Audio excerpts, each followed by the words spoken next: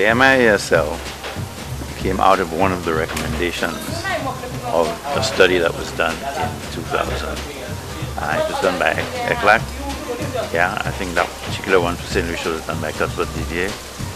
And one of the recommendations was that the industry needed a trade body. So the Marine Industries Association of St. Lucia was formed. Right? Coming out of that, I had just retired from cable and wireless, and I was looking for something worthwhile to do. And I was very pleased to be able to get involved in that, because you spoke of my association with the sea.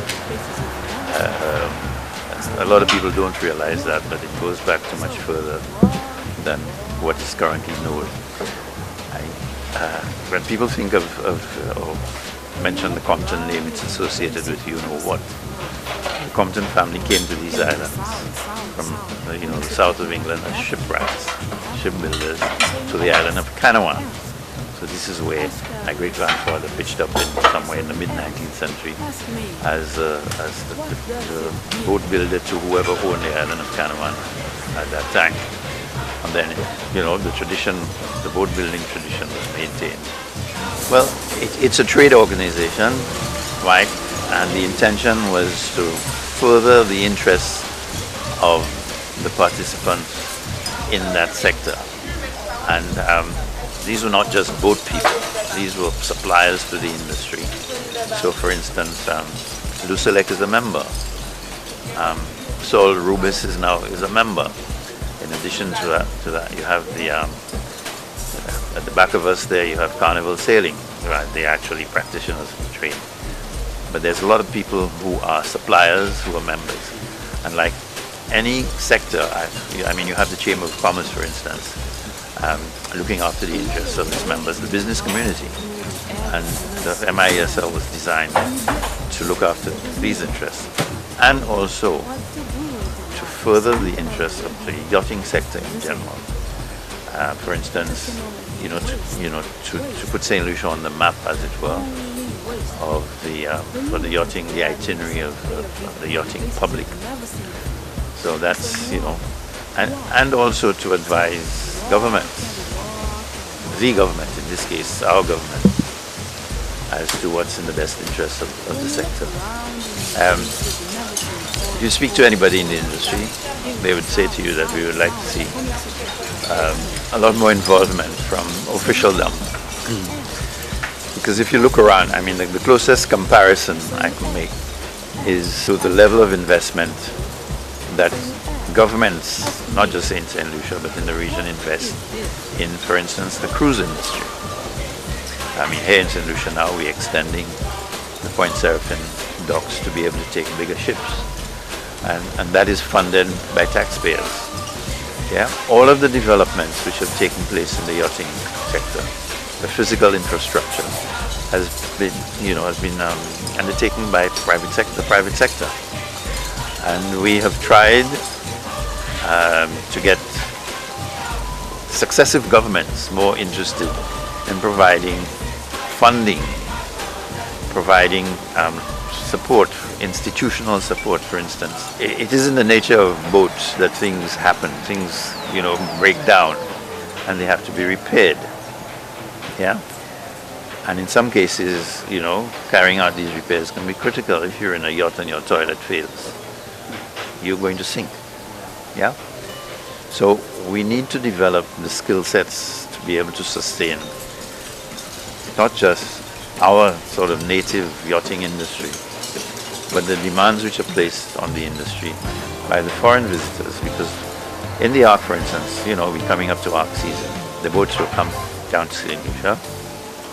They will enjoy the regulation-free period of how many days, and they'll take off to Martinique to do their repairs. Now, I know for a fact that we have tried to get government's priority listings for educational assistance to include yachting skills, and that has not really met with the success that we would like to see. In that instance, I think the yachting sector is perhaps a victim of its own relative success. Yeah, We don't have the kind of data that is necessary to present to the authorities. You know, the cruise ship sector is well documented in terms of, you know, the number of visitors. But this is something that might surprise a lot of people in the major yachting destinations, like Fort Lauderdale, for instance. Yachting is a bigger contributor to the South Florida economy than the cruise industry. Yachting is a bigger contributor to the South Florida economy than the citrus industry. You know, and as I said, it's in the nature of things in the yachting industry that you will need to do repairs, you need to do upgrades, and so on. But one of the things that I think we really need to focus on is getting the local people more involved in boating. I use the term boating deliberately as a career. Yeah, we don't see too much of that. What we have here, we've got a lot of, you know, we've got the hatchers across the street there. They, you know, they engage in deep sea fishing and this and that. And you've got the other sort of coastal cruises. Everybody's going to the same destination at Cochon or wherever, and by and large remain at that level. But you know, what I would like to see is that we, the local people, can become, you know, the yacht owners in our own right as the visitors. We have, I mean, there's been reference to something called yachting tourism. I mean, I disagree fundamentally with that concept. Yeah. As I said, a yachtsman is a yachtsman. He's a visitor to, you know, to a territory.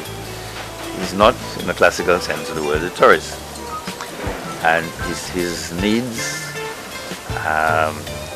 as a visitor to a destination are different to the needs of your backpacking or even well-heeled tourists. Yeah, you know, the sort of thing that he does, or if he would be inclined to do onshore, completely different. To, you know, he's not going to be boarding a bus and going on a package tour around the island. You know, if he wants to go to another village, you jump in his boat and go down there. And there is a certain rugged individualism, yeah, about that particular lifestyle. And I mean, if you've been out boating, and something that you may have noticed along the way is that when boats go past each other, everybody waves everybody else. Now that is a long-held tradition in that, you know, 10 minutes after this waving is taking place, you might be shouting, "Mayday, come rescue me." And people are very, very, I mean, the yachting fraternity is like that. They will scramble to help, you know, their fellow yachtspeople. Yeah.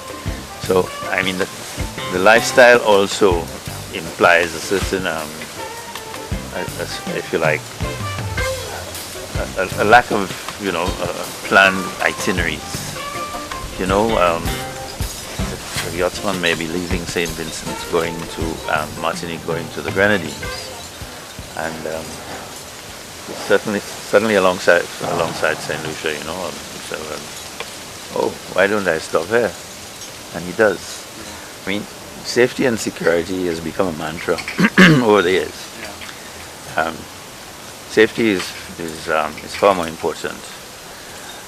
The question of security, I'm not quite sure what is meant. Are we talking about the security of the yachtspeople? Or are we talking about the threat, or the alleged or implied threat posed by these people? I'm yet to come across instances of yachtsmen driving up, you know, somewhere and blowing things up. Yeah. But there's been lots of instances the other way around of the security, the personal security, and the security of the yacht. Right. The question of security and safety is going to be undertaken by a single agency. We will have regular patrols, and when we get a hold of these people, I mean, sometimes, for instance, the yachts people they can't sit around forever waiting for a court case. Yeah. Um, we now have at our disposal, we now have the technology to do video conferencing and have these people, you know, attend to, and let us pursue the matter. This does two things. It sends a message out to the wider world that yes, we are concerned about this and we are taking the necessary steps, you know, to address these problems when they arise. And I think from the point of view of the yachts people themselves, they're bound to feel more secure, yeah, sitting on their boats in the bay at night. Yeah. I mean, St. Lucia, for instance, St. Lucia has been the scene of a lot of naval battles back in antiquity. We should be able to stage, on the anniversary of one of these things, a tall ship's regatta. You know, there's been the Battle of Cul-de-Sac, which was one of the most important battles fought between the French and the British. On the anniversary, maybe we should think of getting something. But we need to get, in my view, we need to do a lot more to attract local people into this industry. There's not enough local interest. It can grow. You can have local regattas in each village. You know, all you need is to start with, you need about 4, you know, so that you can begin to get an interest. But there are other elements, there are other efforts to introduce young sailors, young people into the sailing thing. And believe it or not, that's been done by the Yacht Club. Yeah. They go to Martinique every year to the town of Shellshare and compete in the local junior regattas. This is the gommier, which is made, it's a dugout made from the gommier tree. I can't give you the Latin name, I'm afraid. But the gommier is a dugout which was used for fishing originally, and to a degree transport, you know, between coastal villages and Castries, for instance.